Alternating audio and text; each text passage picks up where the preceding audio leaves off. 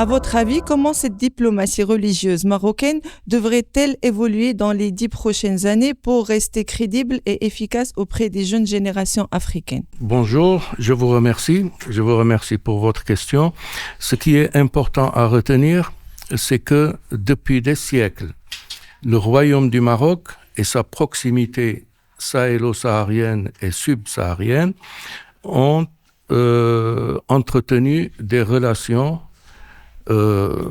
caractérisée par une profondeur historique, laquelle profondeur historique a été bien sûr accompagnée par des affinités religieuses. Ces fondements religieux sont de 3 ordres. Le rite malikite, ce sont des fondements doctrinaires, le rite malikite, le dogme ash'arite et le tasawwuf. Le tasawwuf, c'est-à-dire la dimension spirituelle sophie. Et ce sont ces fondements qu'on a en partage avec cette partie subsaharienne qui font que aujourd'hui les relations donc à caractère religieux sont très rapprochées, sont très denses avec cette partie du continent. Et bien entendu, ce sont des relations qui pourraient évoluer vers un partenariat durable.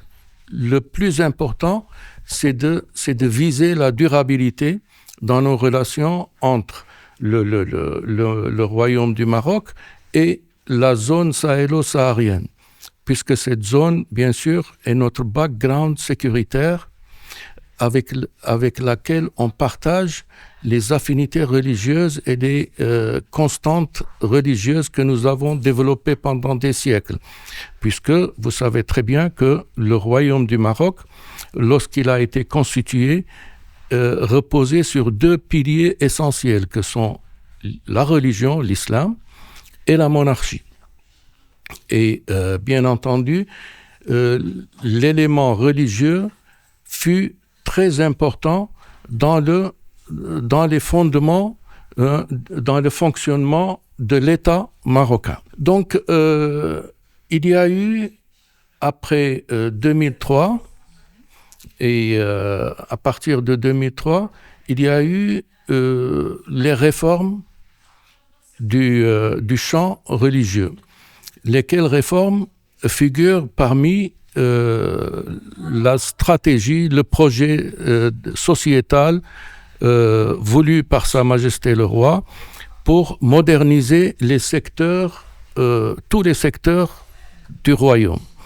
Et parmi ces secteurs, le secteur de la religion. Donc, le champ religieux a bénéficié d'une ce qu'on a appelé la restructuration. La restructuration, c'est le système de réforme qui a accompagné le domaine religieux pour lui permettre de se moderniser, pour lui permettre de s'adapter à la mondialisation. Et bien entendu, vous avez parlé des jeunes. La jeune génération décroche aujourd'hui de tout ce qui est religieux. Il y a un désintérêt, peut-être pas au Maroc, mais ailleurs. Si vous prenez la zone sahélo-saharienne, puisque c'est cette zone qui nous intéresse, la zone subsaharienne du continent, il y a un désintérêt pour ce qui est du religieux et les confréries religieuses sont à l'affût pour mobiliser les jeunes, pour les orienter vers ce qui est un peu spirituel, pour qu'ils puissent avoir donc une autre vision seulement en dehors de la vision qu'ils ont dans leur portable et dans donc la vision des réseaux sociaux. Mais là, ce qui est rassurant, c'est que lors de la réforme, la réforme au Maroc, la restructuration du champ religieux, cette réforme a donné naissance à 2 structures essentielles.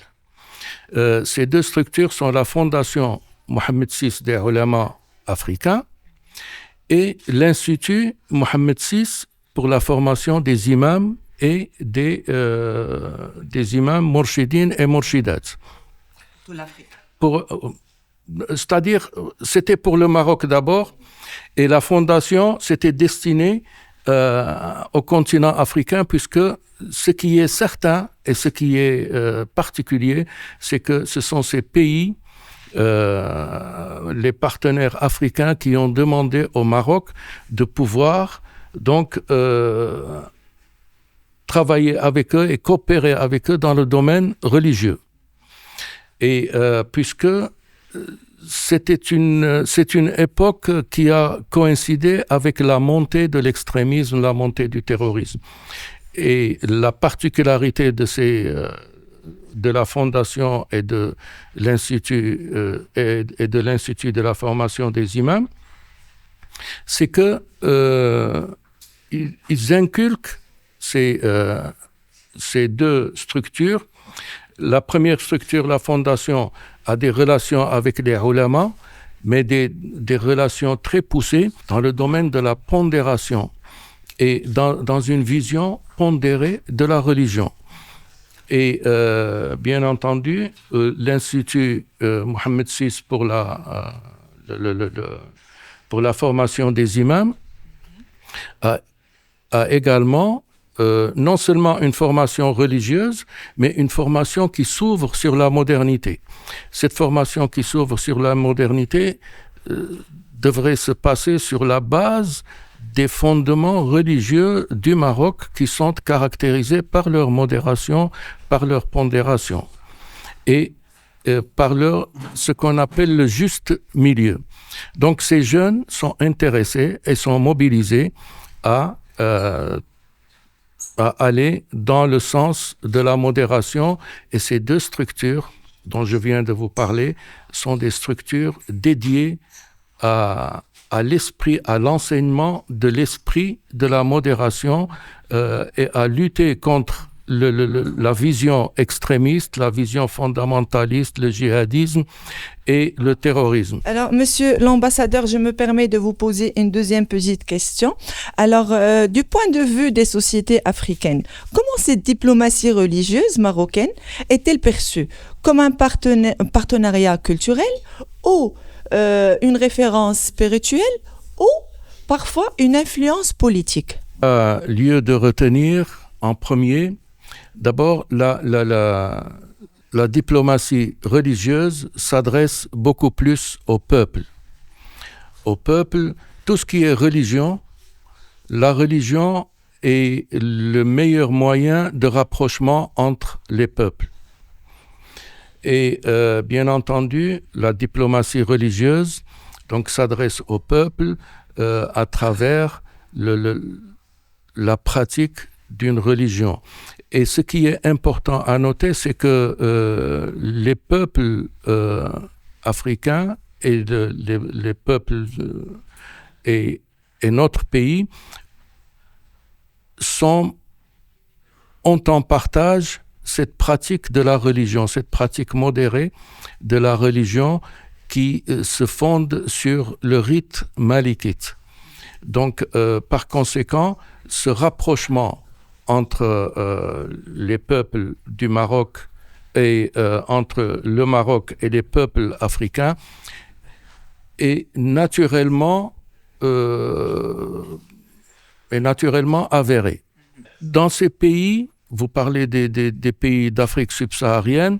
En Afrique subsaharienne, ce n'est pas l'État qui gère, ce ne sont pas les États qui gèrent la question religieuse, le champ religieux. Ce sont surtout les confréries religieuses. Les confréries religieuses ont la mission en dehors, donc parce que après les indépendances, les États ont choisi d'aller vers des constitutions laïques. Donc le religieux n'est pas prioritaire pour les États africains.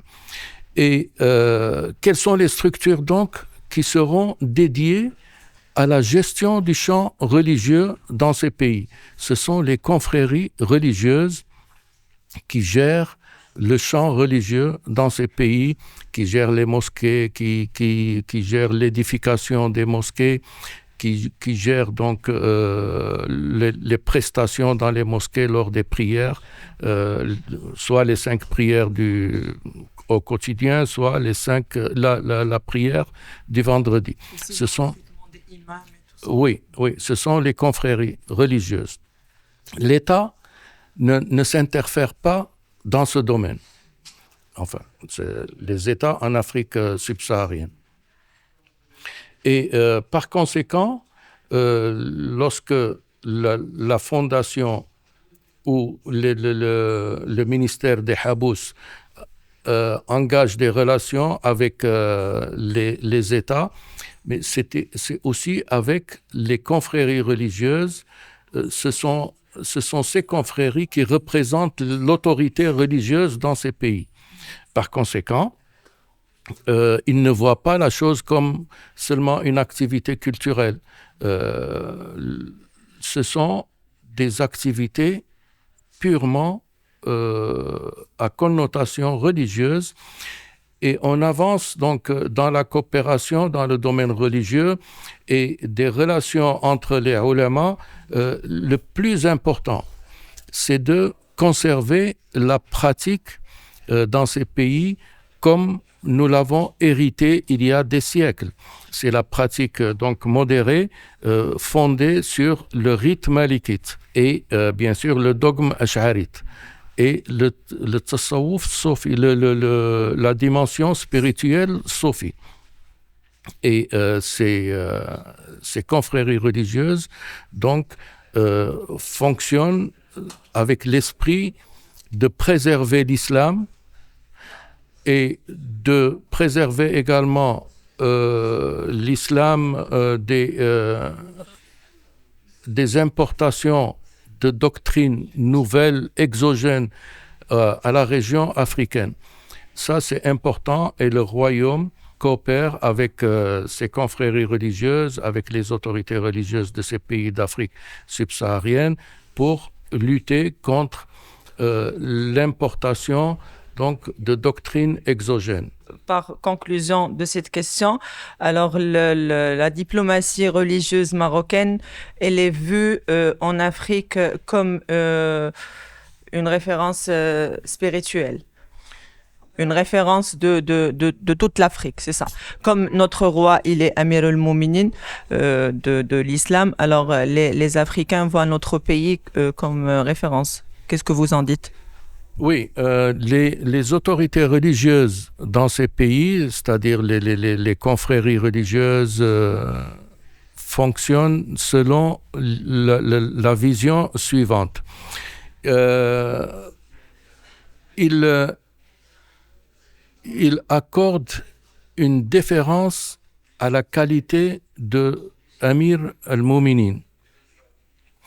Et ce qu'il y a, c'est que dans ces pays, ils sont attachés à Imarat al-Mouminin, à l'institution d'Imarat al-Mouminin, à la commanderie des croyants, dans le sens où lorsque certaines confréries relevant de la tariqa tijaniya organisent leurs conférences ou leurs célébrations religieuses ou leurs rencontres ou célèbrent leurs rencontres religieuses, ils le font souvent sous le haut patronage de Sa Majesté le Roi. Sa Majesté le Roi, Amir al-Mouminin. Et la qualité d'Amir al-Mouminin bénéficie d'un respect particulier et d'une